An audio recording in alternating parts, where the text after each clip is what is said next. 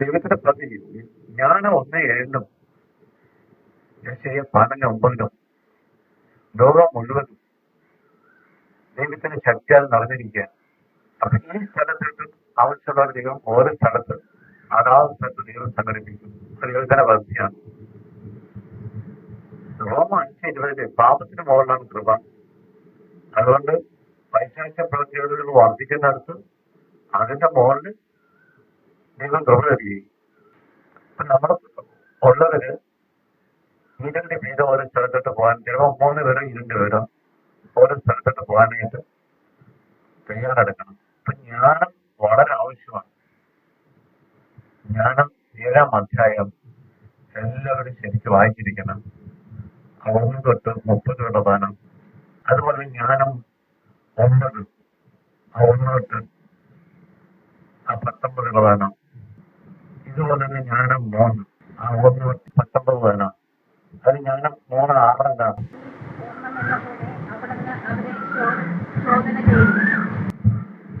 ആര് ശോധന ചെയ്തത്? നമ്മളാണ് ശോധന ചെയ്യുന്നത് കേട്ടോ. അതുപോലെ തന്നെ നമ്മൾ പിന്നെ മറ്റൊരു പറയാം. ഈ ജ്ഞാനം 2-ാം അധ്യായത്തില് 10 തൊട്ട് 26 വനത്തില് നമുക്കെതിരായിട്ട് പ്രവർത്തിക്കുന്ന ആൾക്കാരുടെ മനോഗതിയാണ്. അത് നമ്മൾ അറിഞ്ഞിരിക്കണം. നമ്മൾ കർത്താവിൽ പ്രവർത്തിക്കുമ്പോൾ അവർ നമ്മളെ കാണുന്ന കാഴ്ചപ്പാടാണ്. എന്താണ് അവർ കാണുന്നത്? ഒരു സ്ഥലത്ത് ചെല്ലുമ്പോൾ നീതിമാനായ ദരിദ്രനെ നമുക്ക് പീഡിപ്പിക്കാം കണ്ടോ. അവരങ്ങനെ കൂടി ആഗ്രഹിക്കുള്ളൂ ഒരുമിച്ച്. അതാണ് പിന്നത്തെ ദിവസം ഏകദേശം കൂടിയൊക്കെ ഒന്നായി എന്ന് പറയുന്നത്. നേരത്തെ അവരുടെ വലിയ ശത്രുക്കളായിരുന്നു. ഈശ്വര കാര്യം വന്നപ്പോ ചാൻസ് വന്നാൽ ഇതുപോലെ നിങ്ങളുടെ കാര്യത്തിൽ ഒരു വ്യത്യാസമില്ല. ലൂക്ക 23:12 പിന്നത്തെ ഏകദേശം ഒന്നായി. ഇപ്പൊ കണ്ടിട്ടില്ലേ? പിന്നെ അളിയന്മാര് നാട്ടുകാരൊക്കെ ഒന്നായ കണ്ടിട്ടുണ്ട്. ഒറ്റ കേന്ദ്രമെല്ലാം നിങ്ങൾക്ക് നേരത്തെ നിങ്ങളുടെ ചക്കരയും പിന്നെ എന്നൊക്കെ പറഞ്ഞാൽ കുറ്റം വിധിക്കുന്നത്. അവനെ കാണുന്നത് തന്നെ നമുക്ക് ദുസ്സഹമാണ്. അപ്പൊ നിങ്ങളെ കാണുന്നത് തന്നെ കല്യാണം വേണ്ടിയിട്ട് നിങ്ങളവിടെ നിൽപ്പുണ്ടെന്ന് പറഞ്ഞാൽ അവിടെ വരാതെ അപ്പുറത്തോടി കറങ്ങി അവര് പോകും. നിങ്ങൾ നിൽക്കുന്ന സ്ഥലത്ത് നിൽക്കില്ല. പിന്നെ വന്നാൽ പിന്നെ കൊള്ളിവാക്കി കൊണ്ടുവരും. എന്തെങ്കിലും നിങ്ങളൊരു മറുപടി പറയാമോ? ഒന്നും പറയണ്ട. അവിടെയാണ് നിങ്ങൾ യെശയ്യാ 43:7 നിങ്ങളെ ശക്തിപ്പെടുത്തിക്കൊണ്ടിരിക്കുകയാണ്. പിന്നെ ഈ പറയുന്നതെല്ലാം കുറച്ച് കഴിയുമ്പോൾ നിങ്ങളുടെ പുറകെ നടക്കും. ജ്ഞാനം 5 ഒന്നോട്ട് പറയുന്നുള്ളതാണ്. എന്നൊന്ന് രക്ഷിക്കണേ, എന്നൊന്ന് പിടിക്കണമേ, എന്നെ വെച്ച് അങ്ങനെയായി ഇങ്ങനെയായി മറ്റതായി. പിന്നെ ചിലർ വരും ഞങ്ങളുടെ പണവും കൊണ്ട് കടന്നു പോയിരുന്നതാണ്. ഒരു ഗവൺമെന്റിന് കൊടുത്ത പണവും കൊണ്ട് അതുപോലെ വരും. ഇപ്പൊ ചോദിക്കുന്നത് ഒന്നും പ്രാർത്ഥിക്കാനാണ് ചോദിച്ചത്.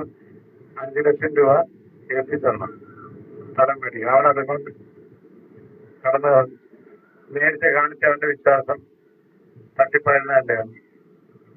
അതെന്തുകൊണ്ടാണ്? ഇവർക്ക് ജ്ഞാനം ഇല്ല. കണ്ടോ, ജ്ഞാനം ഇല്ലാത്തതുകൊണ്ടാണ്. മനുഷ്യനെ വിശ്വസിച്ചുകൂടാ. യോഹന്നാൻ 2:23-25 ഈശോ ആരെയും വിശ്വസിച്ചിരുന്നില്ല. അതുപോലെ അവന്റെ ജീവിതം നമ്മുടെ നിന്ന് വ്യത്യസ്തമാണ്. കേട്ടോ, അവര് പറയാണ് അവനെ കാണുന്നത് തന്നെ നമുക്ക് ദുസ്സഹമാണ്. അവന്റെ ജീവിതം നമ്മുടെ നിന്ന് വ്യത്യസ്തമാണ്. നേരത്തെ ഞങ്ങൾ ഒറ്റ കൂട്ടായ്മ എല്ലാം ഒന്നിച്ചു പോയി അല്ലേ. ഇപ്പോൾ ഞങ്ങൾ വ്യത്യസ്തമായി. കേട്ടോ, അവന്റെ അതിന് പങ്കുചേരുന്നില്ല, പാപത്തിലൊന്നും പങ്കുചേരുന്നില്ല. 1:10-4 1:5 മാർഗങ്ങൾ അസാധാരണവും. അവർക്കത് അസാധാരണമാണ്. ഈ ഞായറാഴ്ച വന്ന് 5 മണിക്കൂർ പ്രാർത്ഥന കേൾക്കുന്നത് ഭയങ്കര അത്ഭുതവും അസാധാരണ. 5 മണിക്കൂർ 2 മണിക്കൂറാണ് ഭക്ഷണം കഴിക്കാതിരിക്കണം. ഭയങ്കര വിശക്കില്ല. കാരണം അവർക്ക് മണിയടിക്കുമ്പോൾ ഫുഡുണ്ട് ഇല്ലേ. കഴിക്കുമ്പോ വൃത്തിയായി പോയതിനോട് തീർന്നാൽ മതി. കേട്ടെ, ഇതെല്ലാം സാധിച്ചു വരുമ്പോഴാണ്. അതാണ് നമ്മുടെ മാർഗങ്ങൾ അശുദ്ധമെന്ന പോലെ അവയിൽ നിന്ന് ഒഴിഞ്ഞു മാറുന്നു. കേട്ടോ, നമ്മുടെ മാർഗങ്ങൾ അശുദ്ധമായിട്ട് അവനെ കാണുന്നത്. നീതിമാന്റെ മരണം അനുഗ്രഹീതമെന്ന് അവൻ വാഴ്ത്തുന്നു. ദൈവം തന്റെ പിതാവാണെന്ന് അംഗീകരിക്കുകയും ചെയ്യുന്നു. അവന്റെ വാക്കുകൾ സത്യമാണോ എന്ന് പരീക്ഷിക്കാം. നമ്മൾ ദൈവം പിതാവാണെന്ന് പറയുന്നു. അവർ പറഞ്ഞാൽ അതെല്ലാം വേറെ വിധത്തിലാണ്. നമുക്ക് ദൈവമാണ് പിതാവ്. അവന്റെ വാക്കുകൾ സത്യമാണോ എന്ന് പരീക്ഷിക്കാം. അവൻ മരിക്കുമ്പോൾ എന്ത് സംഭവിക്കുമെന്ന് നോക്കാം. നീതിമാൻ ദൈവത്തിന്റെ പുത്രനാണെങ്കിൽ അവിടെ നിന്ന് അവനെ തുണയ്ക്കും, ശത്രുകടങ്ങളിൽ നിന്ന് മോചിപ്പിക്കും. നിന്ദനവും പീഡനവും കൊണ്ട് അവന്റെ സൗമ്യതയും ക്ഷമയും നമുക്ക് പരീക്ഷിക്കാം. അവന്റെ രക്ഷാകരമായ മരണത്തെ വിധിക്കാം. അവന്റെ വാക്കുകൾ ശരിയെങ്കിൽ അവൻ രക്ഷിക്കപ്പെടുന്നുണ്ട്. അവർ ഇങ്ങനെ ചിന്തിച്ചു, എന്നാൽ അവർക്ക് തെറ്റുപറ്റി. ഇതാണ് മർക്കോസ് 12:24. എല്ലാവർക്കും വിശ്വരീതങ്ങൾ അറിഞ്ഞിടം ദൈവത്തിന്റെ ശക്തറിഞ്ഞതും തെറ്റുപറ്റി. ദുഷ്ടത അവരെ അന്ധരാക്കി. ദൈവത്തിന്റെ നിഗൂഢ ലക്ഷ്യങ്ങൾ അവർ അറിഞ്ഞില്ല. വിശുദ്ധിയുടെ പ്രതിഫലം പ്രതീക്ഷിച്ചില്ല. അപ്പൊ ഈ വിശുദ്ധി പാലിച്ച പ്രതിഫലം ഉണ്ടോ ഇല്ലയോ? തീർച്ചയായിട്ടും ഉണ്ട്. അതാണ് ഈ ജോബ് 3:5 പറയുന്നത്. അത്ഭുതങ്ങൾ അടയാളമോ ശക്തിയായി പ്രവർത്തിക്കും. അപ്പൊ നമ്മളെല്ലാം ആ അരികിലോട്ട് വന്നാലും ഭയങ്കര, അതുകൊണ്ടാണ് ഇത്ര അത്ഭുതമായിട്ട് ശക്തി പ്രവർത്തിക്കുന്നത്. ഈ ഏറ്റവും മറ്റുള്ളവർക്കറിയാമോ? അവര് കഴിക്കണം നിങ്ങളൊക്കെ സാധാരണക്കാരാണ് ഇല്ലേ? മസാല ദോശ സാധാ ദോശയില്ല, അത് വ്യത്യസ്തമില്ലേ? അതിന് വില കൂടും ഇല്ലേ? അതുപോലെ നിങ്ങൾ വില കൂടിയവരാണ്. കൂടുതൽ ത്യാഗത്തായിട്ട് കൂടുതൽ വിശുദ്ധി പാലിക്കാൻ തുടങ്ങിയപ്പോഴാണ് ഈ കുറവ് വരുന്നത്. എളിമയിലും മറ്റവർക്ക് അതെല്ലാം ഉണ്ടോ? അതുകൊണ്ടാണ് നിങ്ങളെ കാണുമ്പോഴൊക്കെ ഭയം. നല്ലത് വരുമ്പോ പൂർണ്ണത അസ്തമിക്കുന്ന 1 കൊറിന്തോസ് 13:9-10. അതുകൊണ്ടാണ് പൗലോസ് പറയുന്നത്, നിങ്ങൾ ആത്മീയരാണെങ്കിൽ എന്താ വേണ്ടത്? 1 കൊറിന്തോസ് 14:37-40 വേണം. നിങ്ങൾ ആത്മീയരാണോ? തീർച്ചയായിട്ടും നിങ്ങൾ പൗലോസ് പറഞ്ഞതെല്ലാം കേട്ടിരിക്കണം, വചനം സ്വീകരിച്ചിരിക്കണം. ഇപ്പൊ നമ്മൾ ഭാഷാവരം ഇല്ലെങ്കിലും നിങ്ങൾ താഴ്ത്തു മറ്റവർക്ക് ഭാഷാവരം ഉണ്ടോ? ഉപയോഗിക്കുന്നുണ്ടോ? ഇല്ല. നമ്മളെപ്പോഴും ഭാഷാവരത്തിൽ നേരത്തെ ഒന്നും അറിഞ്ഞുകൂടായിരുന്നു. കർത്താവിന്റെ കൃപ നോക്കണം. നമ്മൾ ഭാഷാവരത്തിൽ പ്രാർത്ഥിച്ചുകൊണ്ടിരിക്കണം. അപ്പൊ നമ്മുടെ ആത്മാവിന് ശക്തി കൊടുക്കൊണ്ടിരിക്കും. ട്രെയിൻ യാത്ര ചെയ്ത് ഭാഷാവരം ഉപയോഗിച്ച് പ്രാർത്ഥിക്കല്ലേ പോകുമ്പോഴും ഓരോ സ്ഥലത്ത്. അപ്പോഴെല്ലാം ശക്തി നിങ്ങൾ അറിയുന്നില്ല, നിങ്ങൾക്ക് ശക്തി കൊടുക്കൊണ്ടിരിക്കും ആത്മാവിന്. ഇതാണ് മർക്കോസ് 4 പറയുന്നത്. 21-34 വേണം.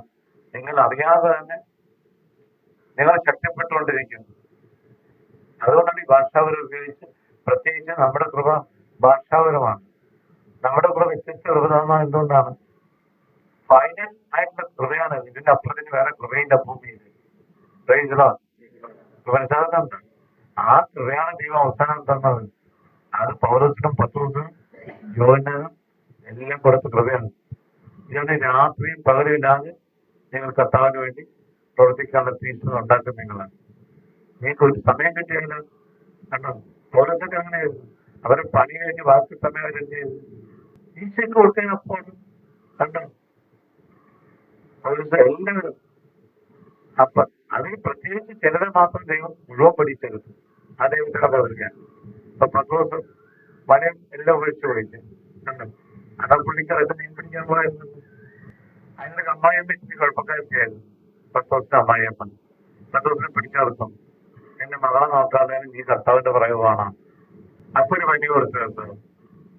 പനി കൊടുത്തപ്പോ മാർക്കോസ് 1:29-34 വന്നു. പനി കൊടുത്തപ്പോ കിടന്ന് എന്റെ കർത്താവെ ഒന്ന്. അപ്പൊ അമ്മായിയമ്മ മര്യാദക്കായി നല്ല ചുട്ടപനിയായിരുന്നു. അല്ല പൊള്ളുന്ന വിശേഷിക്കും. പുള്ളിക്കാർക്ക് തിന്നാനും പറ്റണില്ല. ചില വല്യമ്മമാർക്കുണ്ട് തിന്നാൻ പറ്റില്ലെങ്കിൽ ഭയങ്കരമാണ് അല്ലേ? എപ്പോഴും തിന്നുകൊണ്ടിരിക്കുന്ന തിന്നായിരുന്നു. അപ്പൊ ഈശോ വന്നിട്ട് എന്ത് ചെയ്തു? പനി സൗഖ്യമാക്കി. പിന്നെ 10 ദിവസം തടുക്കുവാണ്. ഇപ്പൊ മനുഷ്യൻ ഇതിനാണ് നമ്മൾ നിങ്ങളുടെ പിടിക്കാനായിട്ട് ഓരോരുത്തരും പിടിക്കണം. മണിയൊക്കെ ഓരോരുത്തർ ഞങ്ങളുടെ കത്ര കാണിച്ചിരുന്നു. ഇന്നാളെ ഇന്ന വെട്ടി പിടിച്ചാല് കിട്ടുള്ളൂ. ദൈവത്തിന്റെ ഓരോ പദ്ധതിയുണ്ട്. ഒരാളെക്കൊണ്ട് ഒരു ഓർഗൻ മേടിച്ചിരുന്നു. എന്തിനാ ഓർഗൻ മേടിച്ചിരുന്നു? അയാളെ ഓർഗൻ മേടിച്ചിട്ട് അയാൾക്ക് പാട്ട് അറിയാൻ പാടുള്ളൂ, ഓർഗൻ കൊട്ടാൻ അറിയാൻ പാടുള്ളൂ. അപ്പൊ ദൈവം മേടിപ്പിക്കാൻ പ്രചരിപ്പിക്കുന്ന ദൈവമാണ്. പക്ഷേ ഈ ഓർഗനും പൊക്കിക്കൊണ്ട് നടക്കരുത്.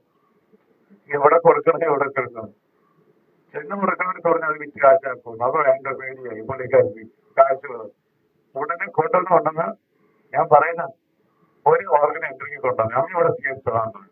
ഓർഗനെ സ്വീകരിക്കുന്നതോടൊപ്പം അയാളെ പിടിച്ചെടുക്കണം. അപ്പൊ ചെറുമ 27 അയാൾ കൂട്ടിയായിരുന്നു. ഇനി അയാൾ ഇവിടെ നിന്ന് രക്ഷപ്പെടാൻ നോക്കി പോകും. ഇല്ല, 43:13 വിട്ടുപിടിയിലെ കർത്താവ് കേസിന് ബാധ്യതാണ്.